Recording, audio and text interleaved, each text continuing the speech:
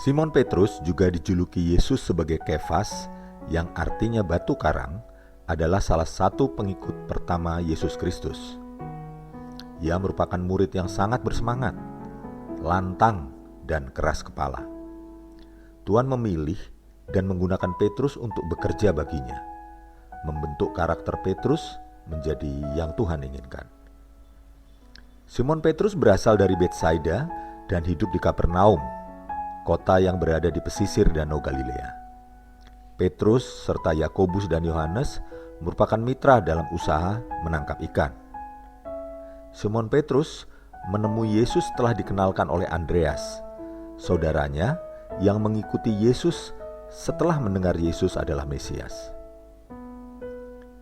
Yesus bertemu dengan Simon Petrus saat Simon Petrus sedang tidak bersemangat, karena setelah sepanjang malam bekerja, ia belum memperoleh ikan tangkapan.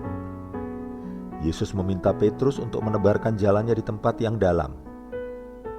Walaupun enggan, Simon tetap melakukan sesuai perintah Yesus, dan ia memperoleh ikan sangat banyak. Sedemikian banyak hingga harus dimuat dalam 2 perahu dan hampir merobek jaringnya. Melihat mukjizat itu, Simon tersungkur dan berkata, "Tuhan, pergilah daripadaku karena aku ini orang berdosa." Namun kata Yesus kepada Simon, "Jangan takut, mulai dari sekarang engkau akan menjala manusia." Demikianlah Simon mengikut Yesus. Selama 3 tahun menjadi murid Yesus, Simon Petrus menyaksikan berbagai mukjizat yang dibuat Tuhan. Simon menyaksikan ketika Yesus membangkitkan putri Yairus dan menyembuhkan mertuanya yang sakit. Ia juga mengalami banyak peristiwa yang merubah hidupnya. Ia hampir tenggelam saat ingin menghampiri Yesus yang berjalan di atas air. Petrus juga menyaksikan kemuliaan Allah saat transfigurasi Yesus bersama Musa dan Elia. Petruslah yang pertama menyatakan bahwa Yesus adalah Mesias, Anak Allah yang hidup. Saat Yesus bertanya, siapa dia menurut murid-muridnya.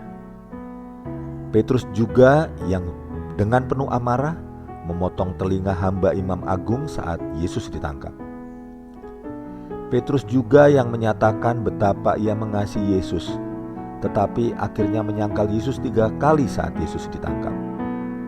Petrus sangat menyesali peristiwa itu. Dalam kelebihan dan kekurangannya, Yesus meneguhkan Petrus sang batu karang dengan janji bahwa ia akan memegang peran kunci dalam pembangunan gereja Tuhan.